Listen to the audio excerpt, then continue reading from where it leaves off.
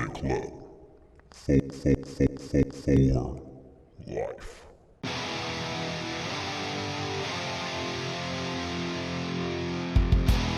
Alright guys, welcome back. We're going to do a quick deck tech. We're going to look at C-Stack's Goom list. And Goom is a pretty exciting MC to see on the old Benchwarmers format. We got Stacks here to talk to us a little bit about some of the nuances of the deck and some of the decisions that went into making the deck. So Stacks, thanks for dropping in and talking to us about this real quick. How about you just start off with Goom and explain your deck to us a little bit?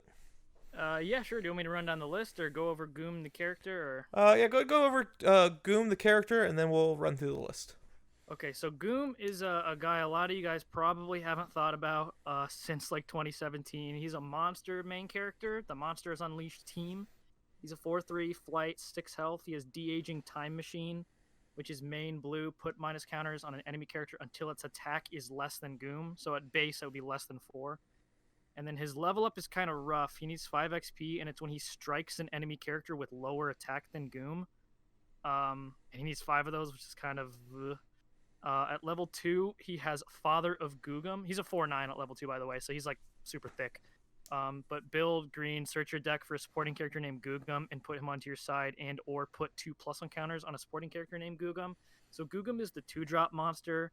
He's a 2/2, 2 health, and he grows. He gets a +1 counter at the beginning of every turn. So you like search him out and make him big.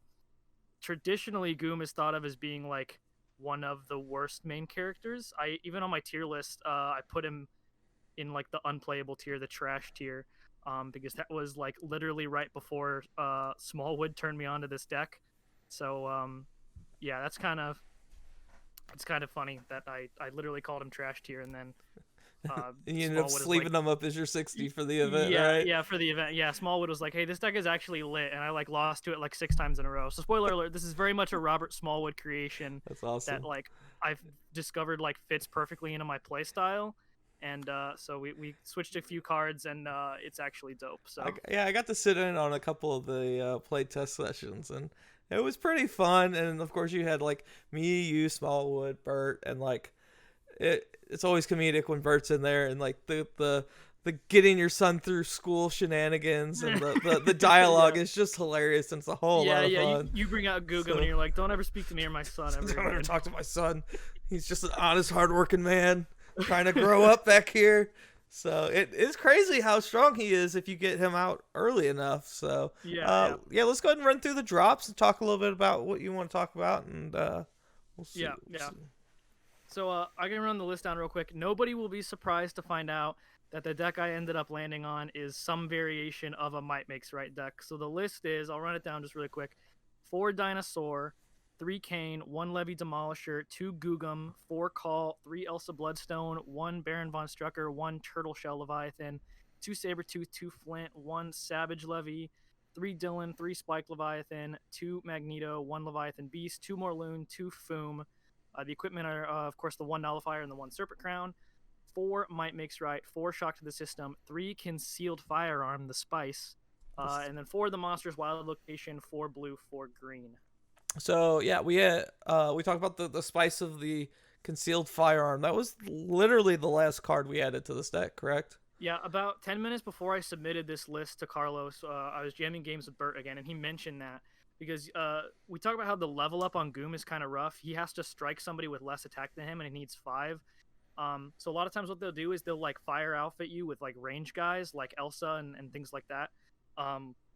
And then you just drop the Concealed Firearm, which if anybody doesn't remember Concealed Firearm is like the generic hidden weapons.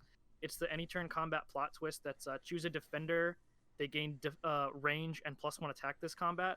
So they come at you with that range attack expecting to get a free hit on you, and you just blow them out with the hidden weapons. So you get to strike back the range guy, and you gain XP on the crackback. Yeah. So like that card's actually super spicy in Goom because like it's XP and like they don't expect it. And it's pretty good against Elsa because she's hitting you for 6, but her attack is still 3. Exactly. It's a perfect counter to that. Yeah.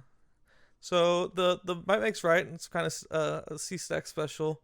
Ever since that card's come out, you've loved that card, and like we've all loved that card over on the Build Better Boys. So like That's for good reason. And I've really liked the plays that I've seen you do with the to go in and get your son, and then Mike makes right in him, and then he's like Yeah. a 7/7 on your opponent's first next turn, and you get that out early. He is really hard to deal with. It's surprising Yeah. how quickly he grows.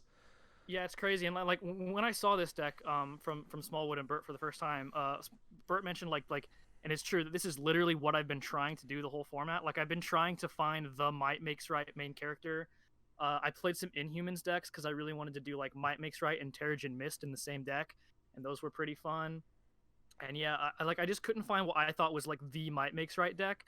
And then like I played against this, and I was like, this is literally perfect. It has Might Makes Right kind of printed on your main character, and like it just combos so well with Goom and all, and his son Googum, and it's like what I've been trying to do the whole format, and like it just fell into my lap thanks to Burton Smallwood. It was pretty interesting because the few times I played against it, because I was just jamming. I jammed one goblin list, and I didn't care how it did because obviously I wasn't like testing hard, but it was always weird because like the goblin deck wants to like get those level ups and then like use its size to like stabilize, and that blue was just so backbreaking in our games that I imagine there's a lot of MCs that you can pair up against that blue's like death doesn't he doesn't care how big death is, like he's always going to be able to shrink her, right?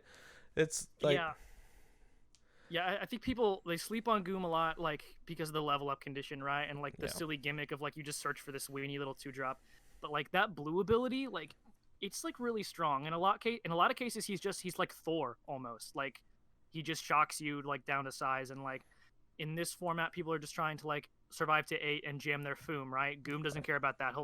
He can always bring your Goom down to size for a blue. Or they're trying to put on like a Quinjet or a Power Loader, and Goom doesn't care about any of that. He's just that blue ability is actually like insanely strong and really annoying to try to play around. Yeah, like when Goom was first spoiled, that was one thing I was always trying to do. I was trying to find a way to shrink my own Goom so that I could just like kill people with the blue ability. And I still haven't got it to work, but it's always fun to go back to and play these oddball characters. I'm trying to look at some of your splits here. A lot of the decks I've seen, it's pretty standard to have 3 of this drop slot and then 1 of the Leviathan of that drop slot. So there's a lot of that going on in here. You've got a 1-2 split for your 6 drops. Wasn't that it used to be a 1-1-1 split though, right? It was. So I kept going back and forth. I do think that Magneto is the best 6-drop of the format, other than like Leviathan Beast, right, which is only one of a kind. But like Magneto's actually been insane for me. But I did at one point I had cut one of the Magnetos for the 6-drop Shield Hawkeye, because that card's insane and it can just steal you a game. Especially in this, because we are playing the Might Makes Right. Like you could literally just like totally blow them out by playing the 6-drop Hawkeye and Might Makes Riding it and just snipering them for game. But it didn't come up in my testing at all, so I just put in the second Magneto again because it's been consistently the best 6-drop for me. But I kind of agonized over that.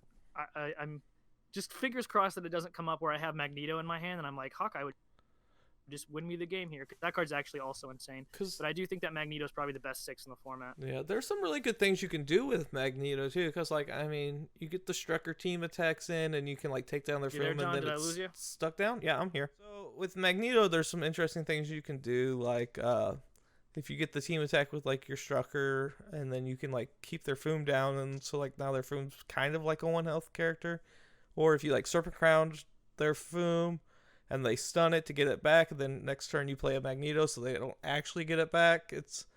There's some good stuff, because there's a lot of good multi-wound characters in the format.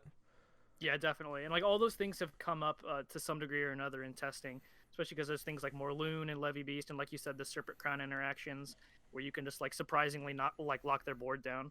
Yeah, I didn't even think about the Morloon Magneto interaction with his blue power, with Morloon's blue power. Just be able to keep a couple guys down. So yeah, looks like a fun list. It's I've seen it play a few reps, so I definitely know it can hang. So I'm looking forward to seeing how you do at midwinter. So wish you the best of luck. Thanks for stopping in and hanging out for a minute. Yeah, thanks for doing these. I got to give a lot of credit to obviously Robert Smallwood. Like I said, Robert Smallwood and Bert, for like giving me this list. I changed like a few cards, but like it was literally exactly what I wanted to play, and I was like, you got to just let me steal this. It's like exactly the kind of thing that I want to do in this format. So yeah, big shout out for Robert Smallwood for making the initial build. Yeah, awesome. Thanks a lot, man. Yep, thanks for doing it.